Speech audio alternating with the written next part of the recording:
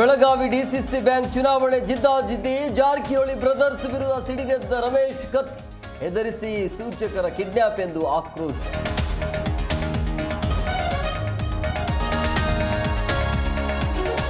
ಪ್ರಿಯಾಂಕರ್ಗೆ ಅಜ್ಞಾನದ ಅಂಧಕಾರದಲ್ಲಿದ್ದಾರೆ. ಬೆದರಿಕೆ ಹಾಕೋ ಕೆಲಸ ಆರ್ಎಸ್ಎಸ್ ಮಾಡಲ್ಲ. ಹುಬ್ಬಳ್ಳಿಯಲ್ಲಿ ಬಿಜೆಪಿ ಎಂಎಲ್ಸಿ ರವಿಕುಮಾರ್ ಕಿಡಿ.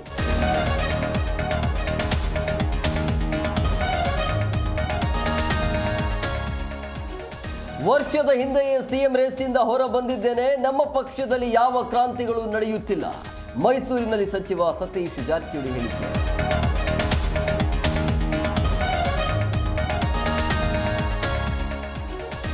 ಆರು ತಿಂಗಳ ಬಳಿಕ ವೈದ್ಯ ಸಾವಿನ ರಹಸ್ಯ ರಿವೀಲ್. ಪತ್ನಿ ಕೊಂದು ನಾಟಕ ಆಡಿದ ಪತಿ ಅಂಧ. ವಿಕ್ಟೋರಿಯಾ ಆಸ್ಪತ್ರೆಯ ಡಾಕ್ಟರ್ ಮಹಾದೇವ್ ರೆಡ್ಡಿ ಅರೆಸ್ಟ್.